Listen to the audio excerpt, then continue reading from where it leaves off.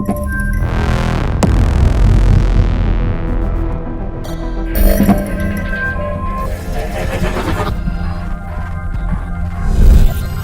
and welcome to Who Does Rolls. I am Mike B. This is us. This is my jam. This is the thing we do. This is home from home. Hi, how you doing? Everyone having a good week so far? Yeah, good, jolly good. So the new release format seems to be that we'll be coming out towards the weekend because work and stuff is.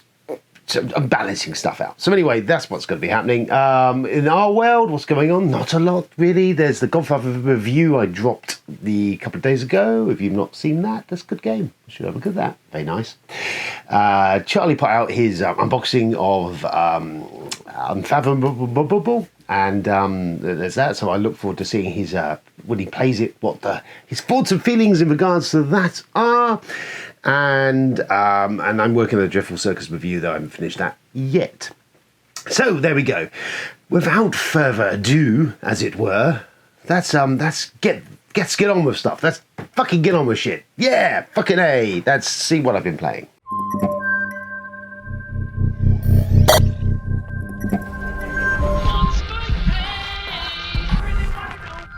Played scant things. We've played a few bits over the last week or so. We actually played Dominion the other week, which I've not played for ages. And you know what? As deck builders stand, as a core, key, just basic deck builder game, Dominion is a pretty solid thing. And actually, I do enjoy it. And it's no bells or whistles. It's thematically all over the show.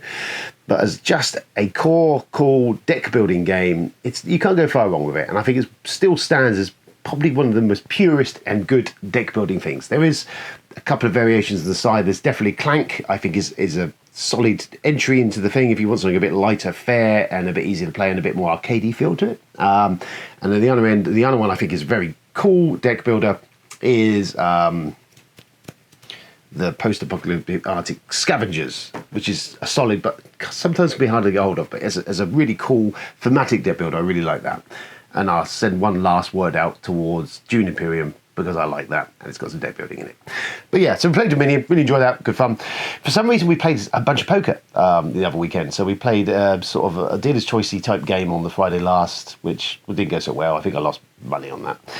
And then on Sunday we played a game of poker. Texas Hold'em between the four of us and cash game, and I did all right. Jamie did terribly. I do like poker. I used to be really good at it. I haven't played so much, but I was able to just settle into my groove. And, I lost a load of money, and then I gained it all back. And I ended up a couple of quid up. So that was all right, wasn't it? Do like a bit. Texas Hold'em. Nice. I like that sort of thing. And then, most recently, just the other day, we played Dune Imperium. Again, I love Dune Imperium. It's a hybrid game, mix of worker placement and deck building. Very similar to the Lost Ruins of Arnak. I prefer the Dune theme, and I actually prefer what Imperium's doing because it's got a bit more player interaction. You've got these war zones on the planet and you fight over it. For me, personally, the theme and that little tweaks of what it's doing in the gameplay is my jam. I love it. I think it's really good. And it's a nice mix of gameplay stuff going in there and strategies and things. It thematically feels cool. It's got that bit of Euroi, a bit of worker placement and the deck building all mashed up. And I like it. Specifically, if you can, play it with the app. We didn't play it with the app this time because I was teaching Ben and Rich the game. So I just kept it as the bare bones basics. But the app just adds a nice mix of extra bits going on. Just a little bit more business. Doesn't really intervene too much into what's going on, but it just adds a bit more business. And next time I play it with them, I would throw that in. And of course, we are due the Rise of Ix, I think it is, expansion for this, which does look like it adds some interesting kinks on what is going on, so I think that's definitely on my possibly pick up list. So cool. And then we finish up with Azul, which is all right. I don't mind Azul. It's all right. It's fine enough. If it's your jam, plays quickly and fairly straightforward. Tiles, making patterns and colours and shapes. I did appalling at it because I was just farting around, but there is that. That's it. That's all of that shizzle. Let's do some news.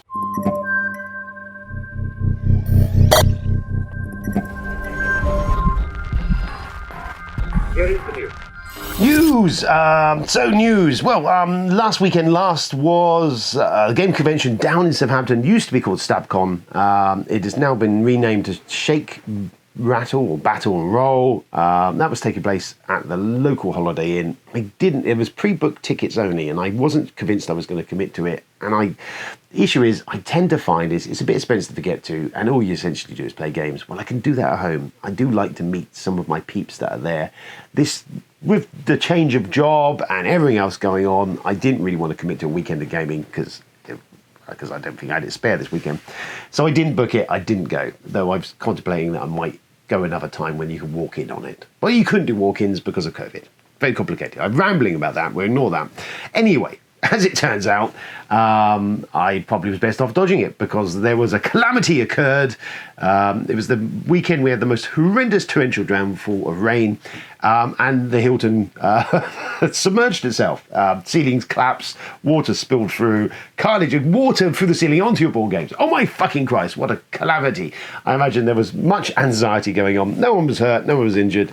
I don't believe any board games were ruined or wounded in this torrential, almost near biblical disaster. But yeah, the show was basically cancelled at that point. And I think that was on the Friday night, so that was that. So now they are rebooked for, I think, April next year, which I may attempt to get along to, depending on restrictions and other shizzle. Dragon Meat is set to come back this year, 4th of December in London. I think I'm going to say the Metropole, but I may be making that up. I went to Dragon Meat the December before COVID caused the cataclysm and fucked everyone's lives up. And I think it was my first time at Dragon Meat, and it was alright. There was not so much board game there. It was more RPG focused, which it always was. But yeah, it was nice to get around and look at it, and it was a big buy and some other bits there. And it's only a one-day thing. And it's fairly local, and I quite enjoyed it. I am, at this moment in time, I'm very much tempted, and I think I will go again to Dragon Meat this year. I don't know if they do press passes. I'm not convinced they do. I might try and reach out if they do. It's terribly not in it. I was going to say not inexpensive, but it is inexpensive. It's about a tenner entry if you book early. But yeah, so that's on the 4th of December in London at the place that might be the Metropole, or I may have just made that up. But it's not bad. It's a good day out. I do like a bit of Dragon Meat, so I might well make an effort to go up there this year. I might see if some of the Sunday crowd are keen to join me. Maybe Tony or Jamie or someone. I'll put the word out.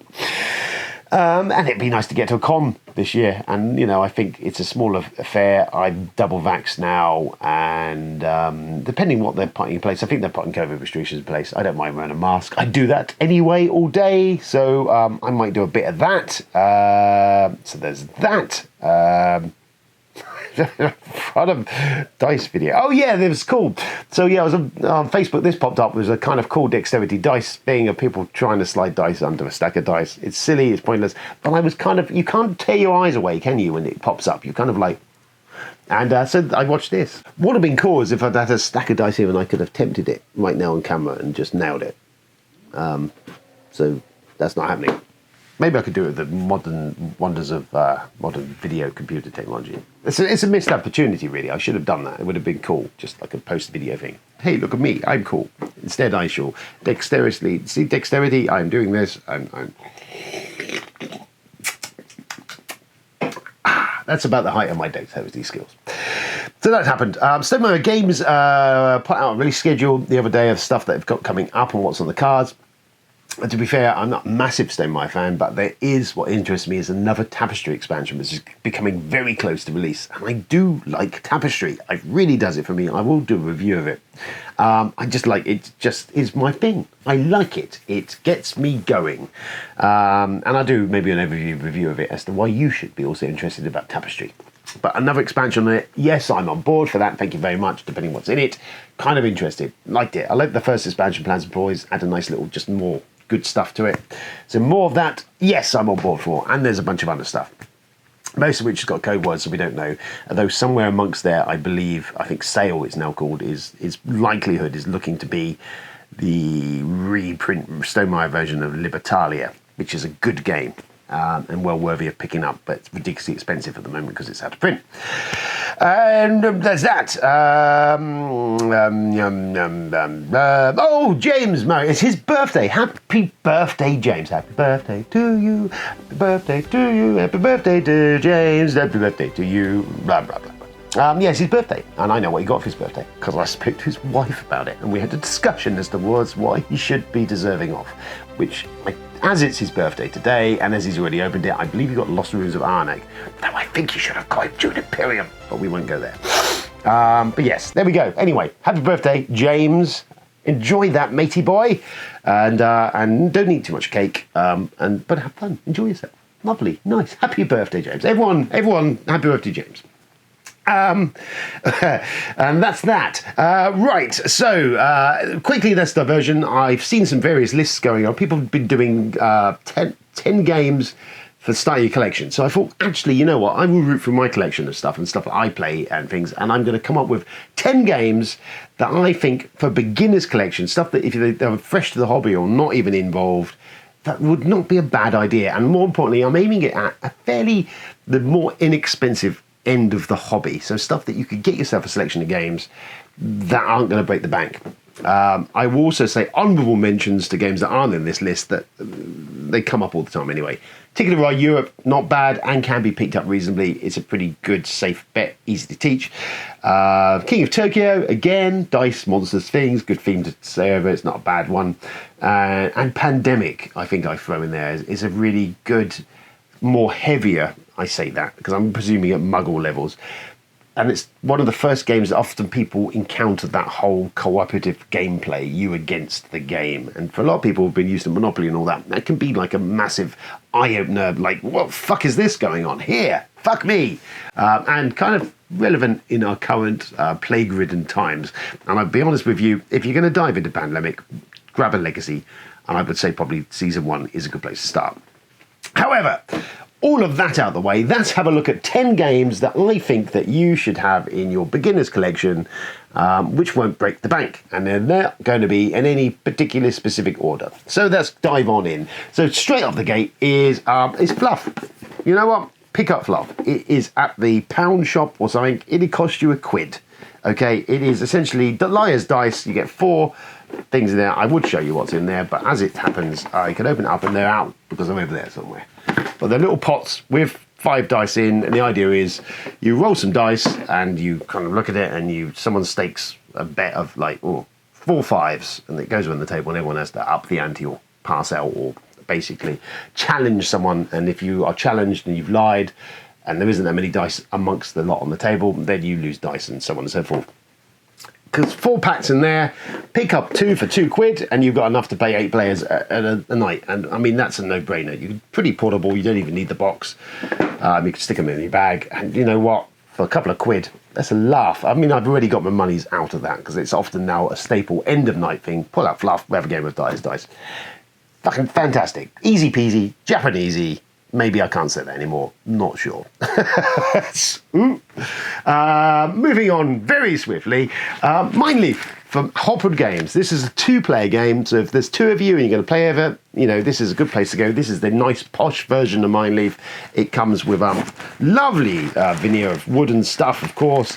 I can bring out there. That's a thing. That's a board. That's a modular board. I'm pulling stuff out, which is not very helpful. But it comes with these really nice, lovely tokens there, and it's basically you making patterns and shapes, matching stuff on the board. Andy Hopwood knows all about this. This quite a cool version is you actually play on the bag. Very portable, 2-player game, really good. Hopwood Games, the old Mr. Andy Hopwood. He's all right, does some quite good stuff. And if you're going to have a 2-player game in your collection, if you're likely to be playing with the other half or so, you can't go further wrong with that. And it's, again, only a couple of quid. Lovely. Next up, we're a shout out for Bez's. Now, this is in a bind, which actually isn't available at the moment. This has now been reprinted as Yogi. It is kind of semi-dexterity game. The idea is that and this probably should have been burnt, this set, because this has spent far too much time under people's armpits and stuff. You essentially pull a card and it will say what you should do, what the action you should have, where the card should be placed, and you keep pulling cards, and the first person who basically survives that endurance race of card play will win. It's quick, it's easy, it's simple to teach, it's fun, it's stupid, great fun at a party, down the pub, or at an orgy. But yeah, not in a bind anymore. It's called Yogi, but yeah, if you could track it down, really good fun. Stuff by Bez, good old Bez, bless her cotton socks, does lots of cool little things like that. I will be featuring wee whimsical creatures at a certain point because I know that she's just been sorting out the Kickstarter thing on that. But again, really cheap, fairly inexpensive. I think you can get it probably for under a tenner, the Yogi, and there's an expansion to it. It's funny, it's simple, it's fun, and it's fairly portable. Next up, I'm going to say Crack-a-Lack Poker. This, for sheer play to value of this game, is astronomical. I think it's about a tenner. I think I paid that for it. Go for, if you can, the Royale version, but if not, the plain version is just as good. It's a really simple game of just stupidity. You've got a bunch of cards down, and you're all kind of... Oh no, some calamity has occurred. Yeah, so basically a bunch of cards with animals on them.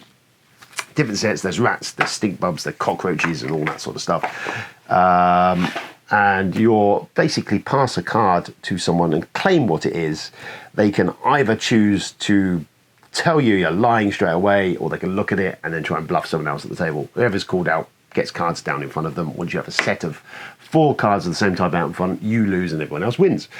It's very easy to teach, very easy to play. This, I don't know how many times I've played this. It is an easy pull off the shelf. It is cheap and cheerful, under a tenner, I think. Go on Amazon, buy the German version. Doesn't have to be the English version. And in which case you can probably get it for relatively under a tenner, I would say. Absolutely fantastic. The amount of value I've got out of that game alone is paid for itself 100 billion times over. Comes highly recommended. That's Crack-a-Lack Poker or Cockroach Poker. Next up, maybe you want a bit of social deduction in your gameplay evenings, then you can't go far wrong with the Resistance, Don Eckeridge's The Resistance. This only caveat on this is this plays from 5 players and up. If you're going to be playing in larger groups and you want to be getting those social deduction ticks going on, this, for value for money and how much games you will play of this, is absolutely astounding. It's real simple, really easy to teach. In its bare bones, basic variety expansion stuff, and frankly, I own some of the expansions, have never played with them. But the basic game is incredibly good, really good. Plays, again, I say, the only limit on that is it plays from 5 and up. If you're not going to be playing for 5 and up, or those hires, and you want a bit of that, then you can't go far wrong with Don't Mess With Cthulhu, which does play at 4 players and up, and there's a similar vibe to that. That's a really good game. I think it's a bit more expensive than that, is why I don't instantly throw this into the mix. Plays a bit differently. Or worst case, I see that JF9 have just released June Betrayal, releasing June Betrayal, which is by Eckeridge, which plays 4 to 8 and makes me wonder if it's kind of a Junie version of this. But yeah, the granddaddy of social deduction games. Cheap, cheerful. I think it's about 20 quid. And if you're going to be playing those larger groups and you want that social deduction hit, you can't go far wrong with that. It's pretty good. It's solid stuff. And again, dollar to value on gameplay on that one. I have my money's worth 10 times over. That is Resistance. Oh, Don't Mess With Cthulhu if you're not going to do that. Next up, I'm going to say Marvel Love Letter. Although base game Love Letter is astoundingly good. But if not, Marvel Love Letter is an interesting twist on it. Any of the Love Letter games, again, they can be picked up under a tenner, I think, the basic Love Letter. And it's just a really good, simple little game. Well, there you go, highly portable. The Marvel one's quite cool. It tweaks how that plays. And I actually think, for me, I think it's my favourite version of Love Letter. But if not, pick up the base version. It's also pretty good. Really good game. Again, really simple to teach. And not a no-brainer, in my opinion. Again, hit value on gameplay on that is astoundingly good. Going a little bit higher up in the price bracket now, and I think maybe we're talking about 20 or so quid or so, maybe a bit more. It could be picked up in 2 different versions. It's the Century Spice Road. It is a bare bones kind of engine builder, a little bit more complex. from what we talked. A little bit more rules, but again, the rules are on one sheet. It is very easy to teach and can be played to muggles. I taught it. It's an easy one I take out, but just a little bit more brain power going on. You can pick up this or the Golem edition. There is just cosmetically, that's it. There's no other difference between the two. But yeah, I kind of like it as a really simple sort of, and it's got nice aesthetics qualities of the bits and pieces, which kind of pushes the price up on it, sadly. But yeah, as a real simple teach engine builder, one to get to the muggles. Again, you can't go far wrong and have that in your collection as to pull out and do something a bit different. And then you could potentially upgrade to the two other games in this series, of which they're all pretty good. I like the second one, Eastern Wonders, is really good. The New World is not bad. At some point, I need to play all of them together. But yes, that's a good jumping off point there. What else have we got? So that's, we got 1, 2, 3, 4, 5, 6, that's 7. There we go, cool. Die the Dead, got dice in it. Really good table presence. It's a fairly simple and straightforward game. It's hidden information, but I like the theme. I like the aesthetic quality of it, the toy value as such. You've got the caskets you're opening. And it's not massively bank breaking as well. And it's a nice, sort of simple, fucking nice.